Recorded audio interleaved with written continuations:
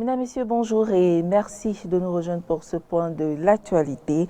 Ouverture ce vendredi 26 mars 2021 sur toute l'étendue du territoire national de la campagne électorale pour le compte de l'élection présidentielle. Le président de la Commission électorale nationale autonome a procédé à son lancement officiel ce jeudi 25 mars 2021.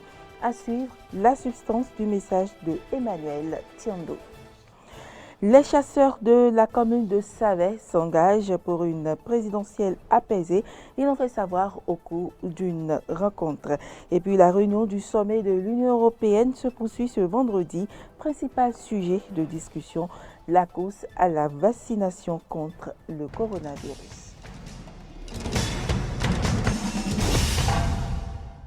Bienvenue dans ce journal. Conformément au calendrier électoral établi et mis en exécution, la Commission électorale nationale autonome Sénat a officiellement lancé ce jeudi la campagne électorale pour le compte de l'élection présidentielle du dimanche 11 avril 2021.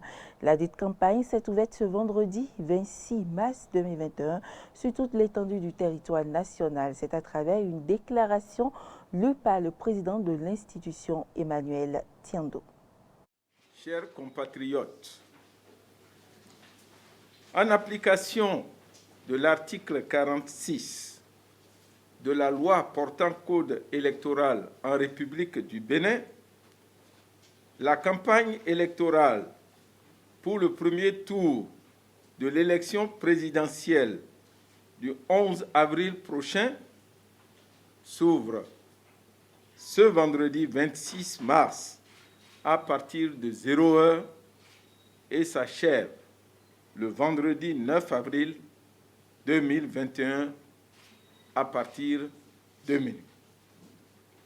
Ainsi, durant 15 jours, les 3 duos de candidats en lice iront à la rencontre des populations béninoises de toutes catégories sociales pour présenter leurs projets de société et solliciter le suffrage des électeurs. Chers compatriotes, nous avons tous conscience que cette campagne électorale s'ouvre dans un climat d'interrogation et d'inquiétude en raison des tensions sociopolitiques entre les acteurs, du fait notamment des ressentiments éprouvés par certains d'entre eux par rapport aux conditions du déroulement du processus électoral. C'est pourquoi, à quelques heures de son démarrage, je voudrais m'adresser à vous, chers compatriotes, pour rappeler à tous que la vie politique est parfois tributaire de contingences sur lesquelles nous n'avons aucune emprise. Dès lors, nous ne devons jamais perdre de vue qu'au-delà de tout, seul le Bénin représente l'ultime enjeu de cette élection. Je voudrais donc nous inviter à un sursaut de patriotisme en plaçant le Bénin au-dessus de toute autre considération. C'est d'ailleurs l'occasion d'en appeler au sens de responsabilité des professionnels des médias en les exhortant à faire preuve de professionnalisme et d'objectivité dans la couverture médiatique de la campagne. Je voudrais aussi m'adresser aux candidats, à leurs sympathisants et aux partis politiques. Vous demeurez les acteurs de premier plan de cette campagne. Certes, le combat politique est toujours caractérisé par son âpreté et parfois sa rudesse. Mais il ne devrait s'agir que d'un combat d'idées, d'une confrontation de propositions, mais jamais d'un combat de gladiateurs. L'amphithéâtre Idriss Déby Itno de l'Université d'Abomey-Calavi a servi de cadre aux échanges de la colistière de Patrice Talon avec les étudiants ce jeudi 25 mars 2021. Objectif de sa rencontre, présenter le projet de société du duo Talon-Talata. Suivez le compte rendu de Aristide Setting et Fiacre Voitan. La colistière de Patrice Talon a foulé le sol universitaire dans la soirée de ce jeudi 25 mars 2021. Dans un amphithéâtre, Idriss Déby Itno de l'Université d'Abomey-Calavi, devenu trop exigu pour la circonstance, Mariam Tchabi Talata est venue échanger avec les étudiants et leurs enseignants. Au centre des préoccupations, le programme d'action du duo Talon-Talata, notamment dans le monde universitaire. Dans son discours, la représentante des étudiants, Adélaïde Afodji, a salué la politique de modernisation des universités nationales depuis 2016. Madame la vice-présidente, de 2016 à 2020, une enveloppe de 9 milliards 273 millions 250 000 francs CFA est décaissée en moyenne par an pour impacter environ 27 551 allocataires de bourses et secours universitaires. Nous sommes fiers que les efforts conjugués et les sacrifices de toute une communauté aient rendu possible ce qui semblait alors impossible. Cependant, au pupitre, le directeur de la communication de la présidence de la République, Wilfried Léandre Ngbeji, a rassuré les étudiants de la continuité de la dynamique. Je vous dirais pour faire court que la dynamique que vous avez notée et que vous avez vous-même soulignée ici tout à l'heure, cette dynamique, elle va être poursuivie, intensifiée, accélérée et que de façon toute particulière, nous allons davantage encourager l'orientation vers les sciences. C'est-à-dire que nos jeunes camarades, ceux qui viendront après vous, ceux qui seront là encore quand ça va commencer, et Madame le ministre de l'Enseignement supérieur et de la recherche scientifique ne me démentirait pas. Selon la colistière du chef de l'État, l'heure du développement a sonné. Déjà, au cours des 5 ans du président Patrice Talon, son gouvernement a largement donné la preuve du réalisme de sa vision, de sa capacité à exécuter de manière efficiente son programme d'action, de l'excellence de sa gouvernance, mais aussi et surtout de la capacité du peuple béninois à aller rapidement vers un développement durable en comptant d'abord sur ses propres forces. Le développement n'est plus un rêve inaccessible. Au Bénin, nous y sommes véritablement.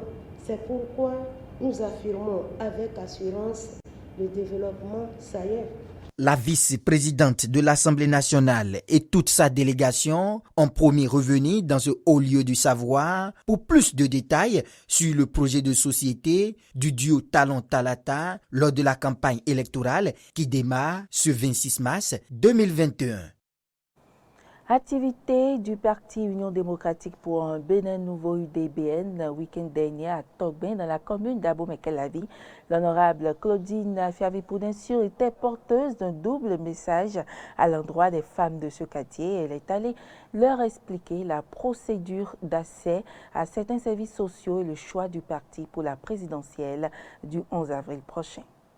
L'honorable Claudine Prudencio et sa délégation ont été accueillis ce dimanche 21 mars 2021 à Togben par un groupe de femmes en liesse.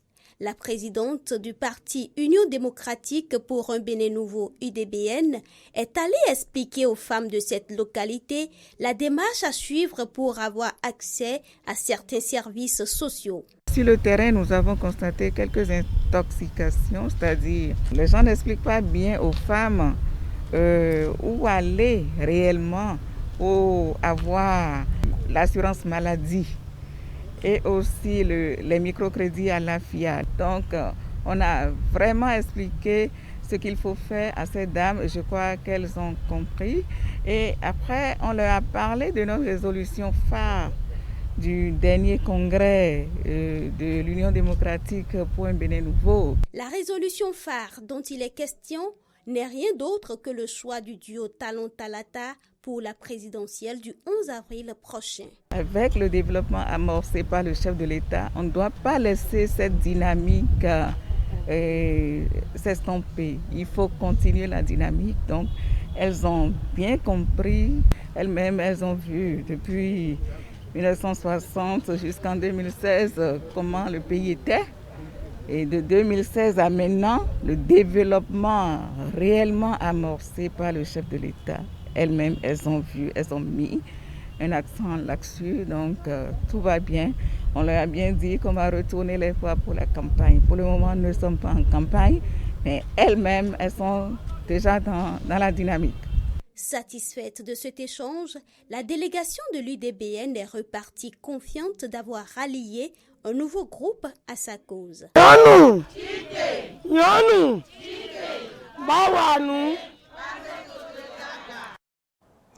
Promouvoir la paix en cette veille d'échéance électorale au Bénin, c'est ce qui a inspiré le président de la Fondation Malais Rossou en invitant les responsables religieux de diverses confessions religieuses à prier pour la paix au Bénin.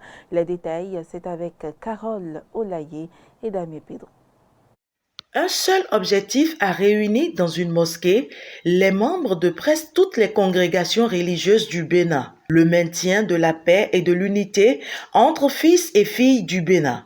Musulmans, catholiques, évangélistes et même adeptes de diverses religions endogènes étaient présents à cette rencontre tenue à la veille du démarrage de la campagne électorale pour la présidentielle du 21 avril prochain. Tour à tour au pupitre, ces hommes de Dieu ont invité à la tolérance et au pardon, gage de la pérennisation de la cohésion sociale en pleine période électorale. Dans ce moment, ce carrefour crucial de la vie de notre nation, nous invitons tout le monde à avoir de la tolérance, à privilégier le dialogue, à accepter l'autre dans un esprit de pardon.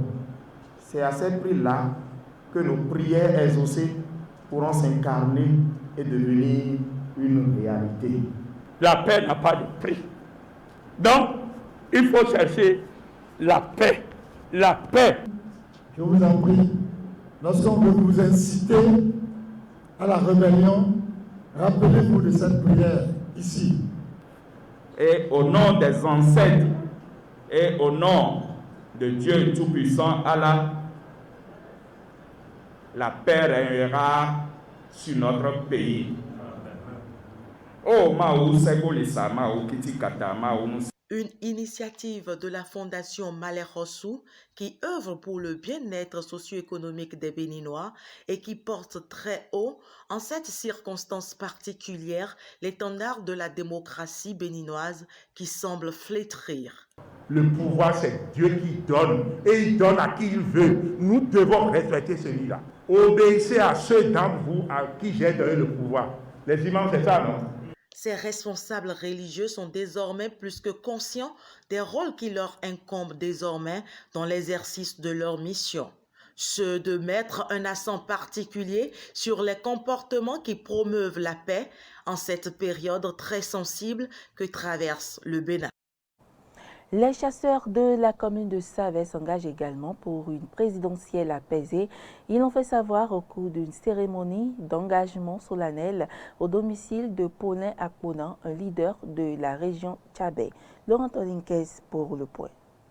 Engagement solennel des chasseurs de la commune de Savet pour une présidentielle apaisée. Réunis au domicile de Paulin Kende Akpona, ils étaient conduits par le président de la confrérie, Balode Albert Bedon Oloni.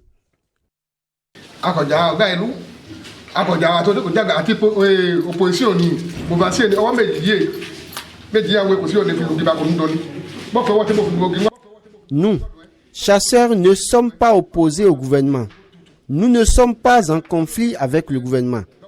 Je supplie les cadres tchabais, mouvance comme opposition, à s'entendre et à cesser le mélange des populations. Je mets en garde les fauteurs de troubles. Les chasseurs assurent le maintien de la paix et nous appelons le gouvernement du président Talon à nous soutenir comme l'avaient fait les régimes précédents. Le président est le père de la nation. Qu'il ne nous oublie pas.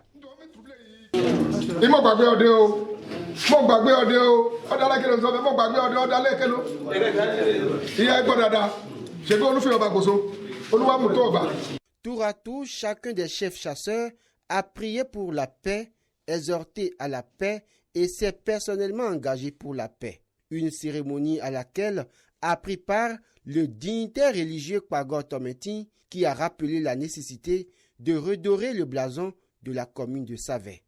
Paulin Kehinde Akpona, se réjouissant des engagements des uns et des autres, a promis œuvrer pour que suite soit donnée à certaines de leurs doléances.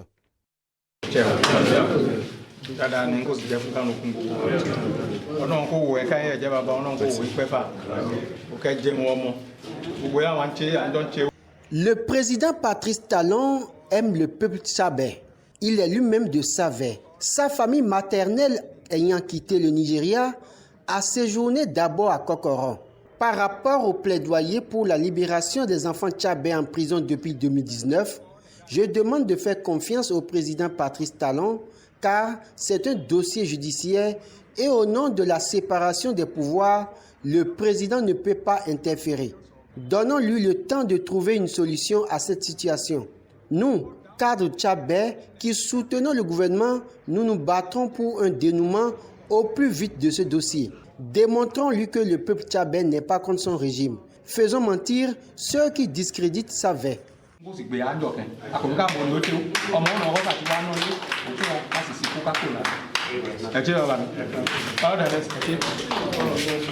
Un engagement solennel qui a été précédé d'une forte pluie qui s'est abattue sur toute la ville de Savè, signe de bénédiction pour cette initiative de paix. Autre actualité dans cette édition, le nouveau président de la Cour suprême du Bénin, le magistrat Victor Dacia Dossou, a prêté serment ce jeudi 25 mars 2021 devant le président de la République. La cérémonie a eu lieu à l'annexe de la présidence de la République en présence des présidents des institutions et du corps diplomatique. Clémence Tonoucoin pour le point. Nommé par décret numéro 2021-96 du 23 mars 2021, le magistrat Victor Dacia Dossou a pris fonction en qualité de président de la Cour suprême jeudi 25 mars 2021. Sa prestation de serment a été précédée de la lecture des différentes dispositions légales qui constituent le socle juridique de la fonction. Le successeur de Ousmane Batoko a juré de bien exercer sa charge. Je jure de bien et fidèlement remplir ma fonction, de l'exercer en toute impartialité, dans le respect des lois, de garder le secret des délibérations et des votes, de ne prendre aucune position publique, de ne donner aucune consultation à titre privé sur les questions relevant de la compétence de la Cour et de me conduire en digne et loyal magistrat. Prenant acte du serment du nouveau président de la Cour suprême, le chef de l'État Patrice Talon lui a prodigué quelques conseils. Je veux exprimer tout mon espoir que votre nomination consacre le renouveau, la renaissance de l'institution justice. Et comptez sur vous pour perpétuer et renforcer les actions du président sortant pour la restauration de la dignité du corps et de chacun de vous pris individuellement. Nous venons de loin. Et par votre entrée en fonction aujourd'hui, vu votre parcours, je vais vraiment, pour finir, exprimer encore tout mon espoir que nous rentrons dans une nouvelle phase à la suite de ce que nous avons pu faire ensemble depuis quelques années et que votre mandat sera celui qui va consacrer définitivement la renaissance de la maison de justice. Rappelons que le président de la Cour suprême est nommé par le président de la République pour un mandat de 5 ans après avis du président de l'Assemblée nationale parmi les magistrats et juristes de haut niveau ayant au moins 15 ans d'expérience professionnelle. Remise officielle de clés et de mise en service de la dernière vague de matériel roulant lourd de la Société des déchets et de salubrité du Grand Nokoué. C'était ce jeudi sur l'esplanade du stade de l'Amitié de Cotonou. Le compte rendu est de Frédéric Espoir Mambou et Denis Marouya. Cette cérémonie officialise la mise en service des camions bennes à ordures ménagères. Des camions qui sont ainsi réceptionnés viennent compléter la longue liste de matériel roulant déjà engagé dans la collecte et le transport des ordures dans les villes du Grand Nokoué. Toute chose qui sidère à plus d'un titre le préfet Jean-Claude Kodjia.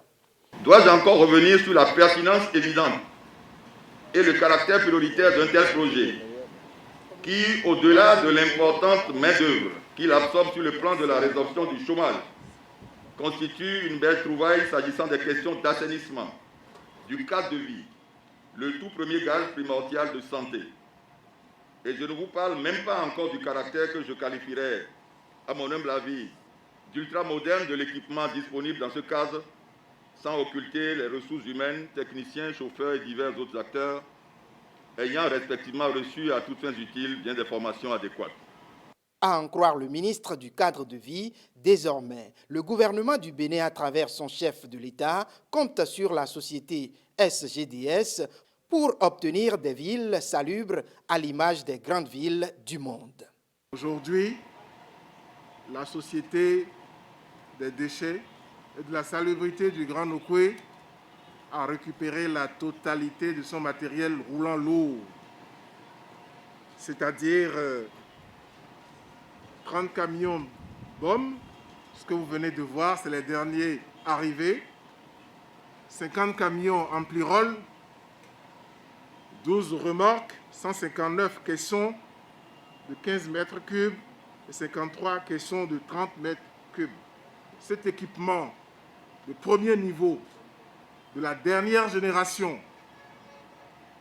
vient compléter les 10 camions ampli-roll et les 10 BOM avec lesquels la société de gestion avait commencé à exercer. Monsieur le directeur général, le chef de l'État compte sur vous, le gouvernement compte sur vous pour qu'il n'y ait pas de limite, dans le sacrifice que vous ferez pour rendre notre cadre de vie propre et salubre. Si le taux d'enlèvement des ordures dans nos villes est passé de 24% à 87% depuis l'arrivée de la SGDS, le directeur général, en recevant ce matériel, s'engage à donner un taux de 100%. Depuis que la société a pris en main la filière, en 6 mois, nous avons sorti 181 000 tonnes de déchets, ce qui fait un taux de collecte de 87%. Donc, vous comprenez avec moi qu'avec 92 camions neufs plus les 20 autres qui étaient là, ce qui fait 112 camions, nous allons atteindre, je vais dire, 100% de taux de collecte de ces déchets. Des équipements qui témoignent de la volonté du gouvernement de la rupture de transformer fondamentalement le Bénin à partir de la salubrité et de l'entretien des infrastructures. Et puis hors de nos frontières, la réunion du sommet de l'Union européenne se poursuit ce vendredi.